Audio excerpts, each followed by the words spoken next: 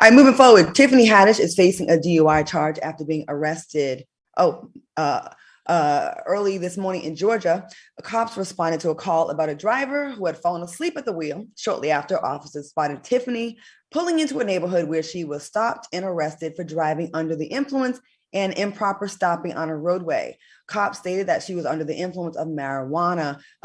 We have to credit TMZ for that, the picture, the mugshot. So we have to give them the credit. What do you think is going on with Tiffany Haddish? And you just think it's just a regular night out? She just got caught out there. What do y'all think?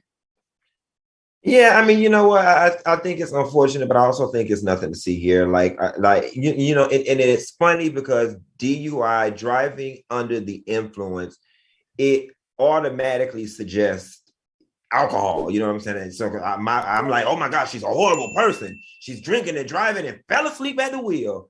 But then when the next line is, she was high off of weed, not so much. I'm still side-eyeing her because they're saying she was nodding off and falling asleep at the wheel, and that is why people called the police. That is problematic, but I don't want this woman sprayed across the internet for DUI if she was just, high off a little reefer. Al, what do you think? I don't think it was just reefer. I think we're going to treat Tiffany like we treat everyone else. You are very wealthy. You have means.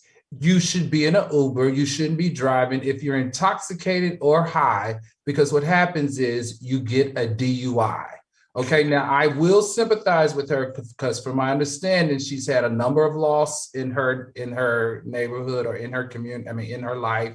Her dog, her grandmother, Bob Saget, she lost Common. She's going through a very public breakup when she, deemed that she was madly in love more than she ever has been before. I just feel like when you're going through these type of situations, don't put yourself behind the wheel, because we've all been there. We've all tried to drink away our sorrows. We've all tried to smoke away our sorrows. We've all been there. You are a megastar now, Tiffany. You no longer have the ability to make these silly mistakes. Sorry. I agree. I'm empathetic to her going through her stuff, and we've all self-medicated with some weed or some drink or whatever to kind of just get over something. I get that. And it sucks because if she was in a different state, probably wouldn't have been an issue. She was in Cali, right. Was on weed or, weed-friendly states. She's human. She did a human thing. But unfortunately, with the stakes being so high, because she is a superstar that's come from so far, we don't want to see anything happen to our girl, Tiffany Haddish. Oh. And if something bad would have happened, and, look at all these DUIs that have been happening with athletes and killing people and their dogs. And, we don't want to see that happen for her. So Tiffany, people love you. And, we got to get you some Uber Black or a friend to drive. Yeah, like she's like a platinum on Groupon. She can get platinum on Uber. What happened to the days when people was going through and they was heartbroken, they drank brown liquor and sit home and cry and smoke cigarettes? Like, why is y'all going out? Like that's why we got to bring back old school ways of living. When you was going through and that man put you through, baby, you sat up at home and you cried, baby. You cried. Remember, she's been posting, she's been very active about finding her new soulmate. So she's been very vocal about she's out mingling because she's single and she wants to meet her new man. So she's out in these streets. She better put that thing on Bumble.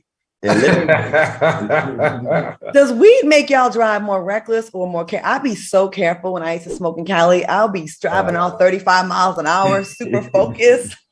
I